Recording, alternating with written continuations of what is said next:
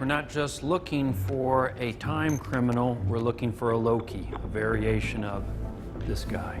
In the Disney Plus series Loki, the god of mischief is arrested for time crimes. Guilty of a crime against the sacred timeline. Absolutely not, you have the wrong person. This confirms there's a multiverse in the Marvel Cinematic Universe, an idea that's been teased in previous movies. The next Doctor Strange movie is even called the Multiverse of Madness. But are there real scientific theories behind this fictional multiverse? I'm Professor Michio Kaku, Professor of Theoretical Physics. Let's break down the Marvel Multiverse.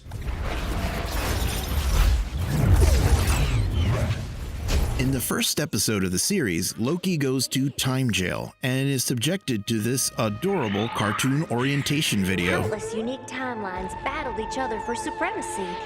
But then the all-knowing timekeepers emerged, bringing peace by reorganizing the multiverse into a sacred timeline. When you watch this clip, you say to yourself, "Aw, come on. I mean, this is just a cartoon, it's science fiction." But believe it or not, elements of that are actually encoded in the laws of physics. We do believe that at the beginning of time there was chaos.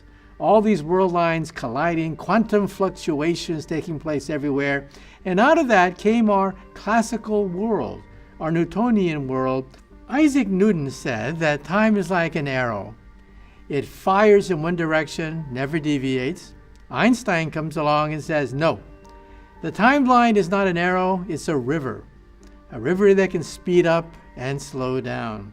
The quantum theory says the river of time can fork into many rivers to create parallel realities. We branch off continually every time we make a motion, every time we move. There could be a universe where you have a twin brother or a twin sister, another universe where you could be a billionaire, another universe where you could be a mass murderer. And believe it or not, you can calculate that number using quantum mechanics.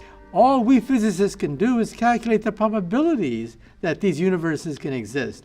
But our universe, the so-called sacred timeline, is the common sense universe, the universe of Newton. It is the dominant timeline, which is singled out in Marvel Comics. According to Marvel Comics, a few of these variants that deviate from our timeline can really mess things up and create another Big Bang of some sort where these multiverses collide.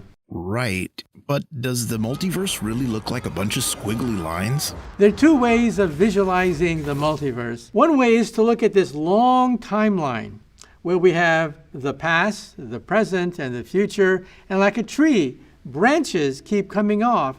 There's another way of looking at it. And Einstein says that our universe is a bubble expanding that peels off a baby bubble, or perhaps two bubbles collide, giving you a bigger bubble, and we think that is the Big Bang. Most of these bubbles pop into existence and pop right back into the vacuum, never to be seen again. And so the vacuum, that is a state of nothingness, is teeming with bubble universes being created and destroyed.